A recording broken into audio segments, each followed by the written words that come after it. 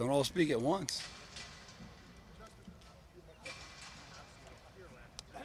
We got Matt Jones down here to the left, and we're going to put the over here. He's doing well, right? And when you take a lot of reps, that's when you become veteran. The game starts slowing down. Things in front of you early on were fast, and you don't know what you're looking at. Whereas now the game's slowed down for him. He's communicating better, and then the guys around him are seeing it the same way. So all these guys, that's what we've challenged these guys the next 2 weeks at camp. Like, who do you want to be? You want to be a great player, you want to take the next step, then that's what we have to do. And that starts with fundamentals and skills and building those things so that can match the talent level we have, because he's a talented guy that needs to play that way. Elite, the best, number one. Let's just say his athleticism, how does that translate to how does that help you? How does that help a run game? Everything. I mean, if you're asking guys to do, whatever style of play you're doing, right? If he can handle a guy more in a single block than having to double team with an inside guy all the time, that probably helps schematically. But that just depends on what we're doing, right? The biggest thing with him, though, is like he loves ball. It's really important to him. He wants to know the why, and then he's got a little gruffness to him. So the toughness, like that's also a skill set. Like you build that, and that's one of his high qualities too. So whether we're asking him to reach block, back block, pull, whatever those may be, if you have toughness with it, on top of wanting to do it and knowing what you're doing, then you're going to play at a high level. For you being your first camp with this group, what are some of the priorities? What are some of the things you're looking for out of the whole line unit? Base, bend, balance, and burst. That'll never change. I'm not trying to cut the question off, but great offensive linemen play with great base and great bend. They're in balance. They're not on the ground, and they burst. They run off the ball. They pass set with urgency. They know what they're doing, and they play really, really fast. And so, as a coach, I can't say, oh, we're looking pretty good. We're veteran guys. Let's go on to something in right field, because at the end of the day, I said this in the spring when I first got here, so it's going to sound like I'm beating a dead horse, but right. You got to work those techniques and fundamentals and put those in the toolbox every day, because you have to pull those out in the middle of the game, because it's blocking and tackling. We block them. They don't sack CJ. They don't tackle the running backs. Balls down the field. If we don't block them, then they tackle us, and that's as elementary as it gets. So we try to stay focused on that, and every day what we're working, why are we working it, and how fast can we put it in the toolbox so that on September 3rd, when we need to pull that out, it's shiny and polished and ready to go. You strip it down. Yeah, I think. Well, we just had the pads on for 2 days now, so this week, right, will be it's the grind. It's necessary to make the system work, and so you get through. So some of those young guys that developed in the summer, they got more comfortable in the summer. All of a sudden, you put the pads back on, it starts flashing a little bit. You got to see those guys play. They've got to feel the physicality, the friction. So as we get through this week and the next couple of weeks, that's when you really start to try to maybe pencil guys in or shift some guys around. But right now, we got to go play ball. We've got to identify those younger guys that can creep their way up the depth chart.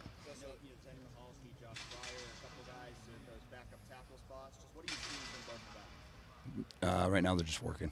They're buying in. I mean, that's just every guy. There's not a guy out there right now that's kind of showing up, and we're talking about taking reps or using reps. Those guys are using their opportunities. They're using reps. Whether they win the rep or lose the rep, they're using those right now. Those guys, as you said, the young tackles, Enoch's in there working his butt off. You got all the young, Jacob James is back and feeling good and fighting. So as you just work your way down the youth of that, these guys right now they're all just working, and it'll shake out as it goes. Justin, from what we saw in the two practices, you had all the two freshmen working tackles. How much of that is the depth of the tackle position right now versus the philosophy of what you want to do with young guys getting here? I think it's a little bit of both. The speed of if a guy can potentially play out there, then you get the guy on the edge so that he feels the speed of the game out there.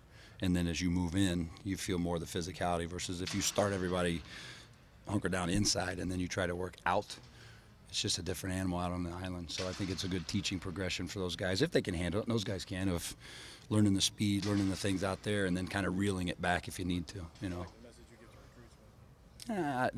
No. You recruit a guy saying you're going to work at this position. Those guys came in, knowing what they were looked at to be. But the good thing, you got to play the five best, right? Across the country you see that where, you would love to slot, this guy's a tackle, this guy's a guard, this guy's this. But if your backup right tackle is not number 6 and you got to slide the right guard out to be right tackle, so your 6 best guy is the backup right guard, you have to play your 5 best. And so the more you can just see what guys can do, the more comfort they can have doing a couple of tasks. You can't spread them too thin. But at the same time, like I said, with those young guys, you start with speed, you start them in space, see how that handles, and then see where you can move them from there. Justin, you and Mike seem to be the most maybe hands-on or intense coaches on the practice field. I don't know if you agree with that assessment, but would that be the nature of the position you coach or your personality? Well, it's not a competition. I mean, obviously, I'm way younger than Kevin Wilson, so I'll probably have a little more juice than Kev, right? You can tell him I said that too. No, but I played it. That's the way to coach, man. They feel you. They got to feel your passion. You can't stand back there and just bark at a dude and cross your arms and look at your script. If you're in it with them, if you're passionate with them, they feel that, then they'll thrive off that. So I mean, that's not even really. That's just me, you know. And then I look for guys like that, and that's what Mike does. I mean, there's 4 eyes and 2 mouths seeing and saying the same thing, and that's the most important thing. It's not a different message. It's not, hey, you need to do this because I want this. That's who he is too, and I think our guys they like that. Not to compare or even compete, just what's been the feedback for the way you run a practice? I mean, I know you had 15 in spring, so they've had an acclimation with that, but how do they like what you guys bring them? They like to get better. They, meaning every player in the history of the game. These guys especially, they're craving coaching and teaching and getting better. So once again, I don't think they're looking for like a certain personality type, but if the player and the kid feels that you care about them, you're pushing them, and you're trying to maximize them, and you're making them better, then that's all that matters, and that's what every one of these guys is. There's no pushback. There's no, right? They're all at a different skill set or level, but at the end of the day, you just got to make your guys better. That's the most important thing, right? So I don't look for that. Justin, those 4 Bs that you mentioned, is that new to your guys? Is that something, or are you just kind of is it new lingo for, things that they may have been used to previous? I think that's the game in itself. Maybe the verbalization of that might be new, but I mean, we could bring my daughter and my wife out here and ask them, like, can you block a guy when your toes are together and you're standing straight, or would you rather have your legs wide? Lauren Frye would be like, well, you probably need a base, right? So I think just the emphasis and the verbalization of that as an emphasis, and then when we go to drills, we're drilling this, and here's why. I got you, coach. Then if they can see it, then they start putting that picture together. Justin, how has Paris continued to kind of get reacclimated to the space at tackle compared to where he was last year inside? It's reps. Busted his butt all summer, getting comfortable in space. All the stuff you said, he's just working. It comes with the speed and the space, and then you got a guy like Zach Harrison and JJP and Jack and JT, and you got dudes across from you rushing you every day. You better get acclimated pretty quick, and he's doing that. When he kind of first made that switch back, did you see him having to have to get used to that again? And then I guess Absolutely, because he just talked what we talked about earlier. He was inside for 12, 14 games. Yeah.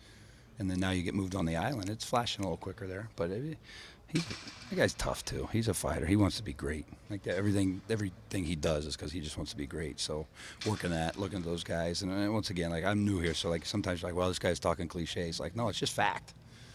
He wants to be a really good player. He asks for the tools to be a good player. He takes those to skill set and those tools to when it's live, and then they start working, and that's when you build confidence. And he's doing that right now. I was just wondering about the decision to put Donovan and Paris together and Matt and Devon together. Is that more about comfortability with those guys, or something you like about how their skill sets sort of complement each other that you want to put them on? I feel like our guards are explosive, powerful, tough guys, and our tackles can do the skill sets we need them to do. So there wasn't something really deep of like, be more simpatico left and him to the right or that, and there was none of that, no. Kevin insinuated that maybe Donovan was getting that left guard time because if you had to move him outside, that would be easier. Yeah, that just goes to what we talked about. You got to play your 5 best. So that's what camp's for, right? You get going, and like we said, we build the depth, and the 2s start showing up, and then this guy. Who's the next guy in the game, and how do you shuffle your, checker pieces to make sure that you're covered on the board? So could that be a piece? Yeah, maybe if we need it to be, but I don't know that yet because we haven't even we don't have full pads on yet. We're just still working in the uppers. But that's what we're finding out this week. Ryan in the spring kind of called the unit out, wanted to see more depth, and I know you've already been asked about how the depth is coming out. But did you see guys like Zen, like Jacob Jones, those guys who were borderline into too deep? Did you see them take that as a challenge this offseason? Yeah, we all did, right? Myself included, right?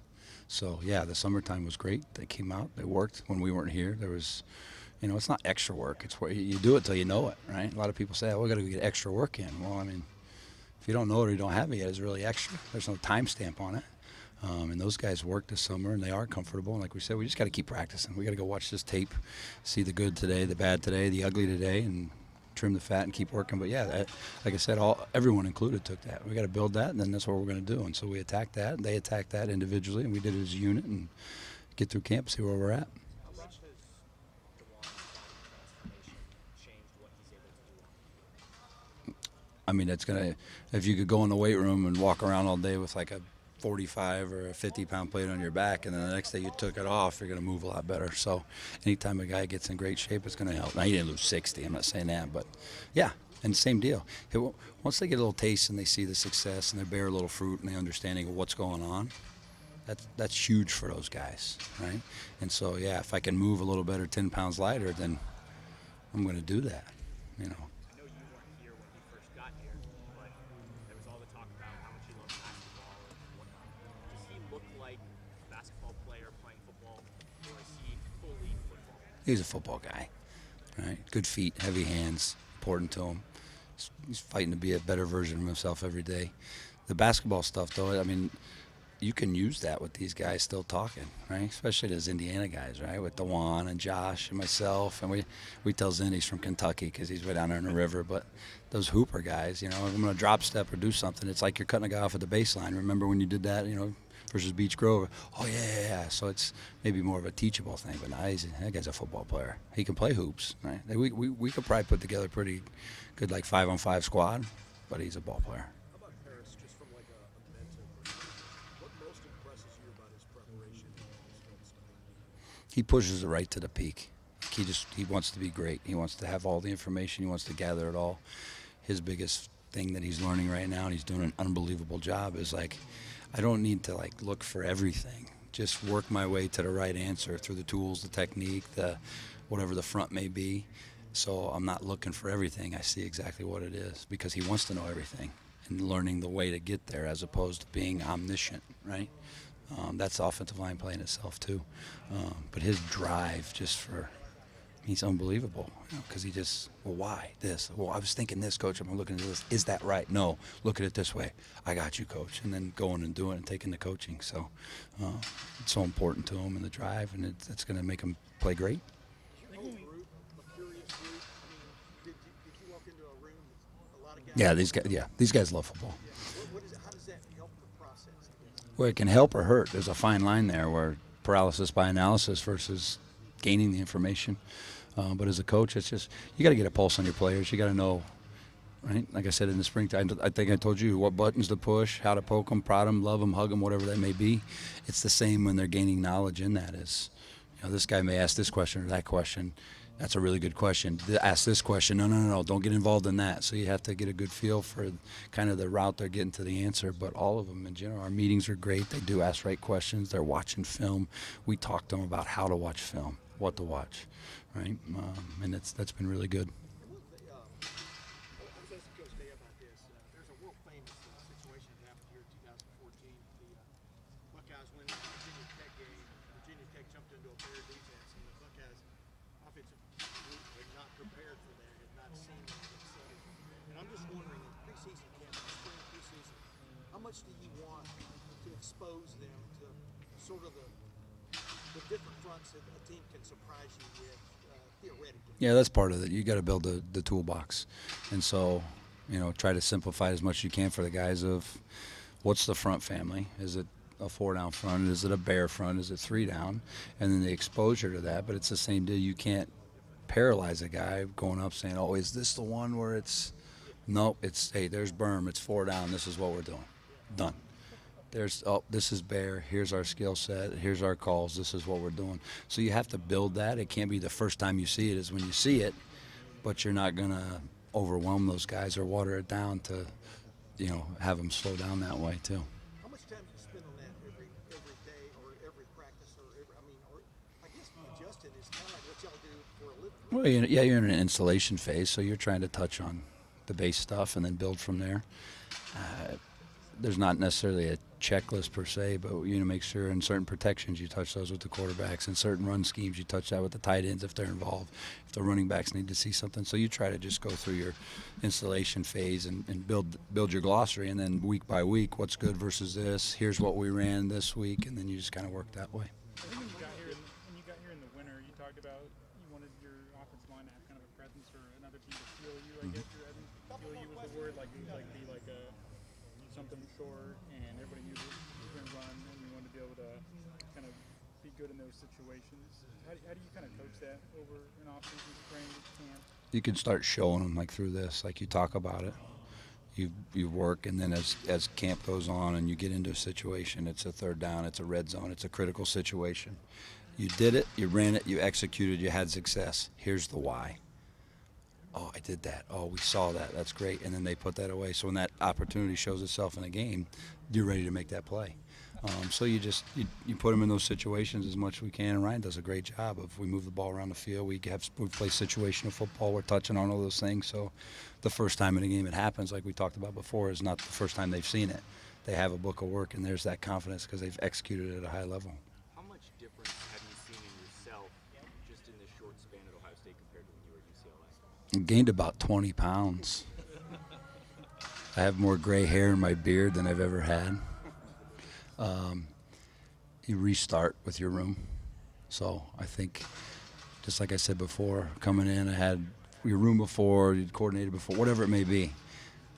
This is all new with these guys. So you're starting from square one.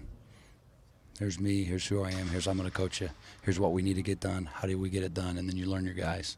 So from the start till now, I've got just a better feel for them.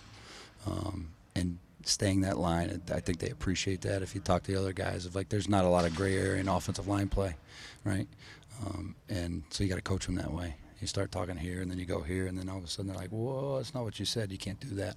So I think just the restart of square one and building it back, not necessarily a change, but just something, if you're at a place for a long time, you don't have to do because you get a little groove going. We're building that groove with these guys right now. It's fun. I love this room. I don't like them. I love these guys. Just so everybody hears that. Like this room, I love this room. Justin, did you have Notre Dame defense something that you're seeing more of now, or is it still kind of unique what they do? Or? What are they doing? Do you know? Can you help me? Oh, I got you. Yeah, I mean, you just go in installation. You try to cover everything in your base installation. As we get closer to game week, then you start really honing in on what they have and what they're doing. So there's not been a huge emphasis from our standpoint just yet as detailed, but there's installation where if they play some 3 down, you see 3 down. If they play some 4 down, then you're installing versus those things right now. Did you have any, from your Indiana connections, any familiarity with Zimachowski before you got here? I was just honestly as a fan far away, followed the local kids, but that was it. Seeing a name and knowing where he's from, and he played against some family people back home where, oh yeah, I remember seeing that game or something, but outside of that, no. What specific ways, his development, why is that important for this team this year? Well, the more guys you can have that can go and win you a game, the better. And young guys that from year 1 to year 2 take a huge step. So for him personally, because he's a passionate guy, he wants to get on the field, he wants to play. And if he does that, then he helps the team if he's ready to do that. So it's building as many guys that can be game ready as possible is huge for the team. How is he taking that step then, I guess, even just since the spring? I mean, he's just everything he can do to get better. All summer, doing the things that the skill sets and the techniques and the things he's out doing on his own. He's doing with the guys. He's texting and calling, asking questions when I'm away on vacation and having dinner, and Zin's texting me asking about a backside 3 technique. He's just working it, And I think he's having fun doing it right now too. Coach, thank you very much. Awesome, thanks, Jerry.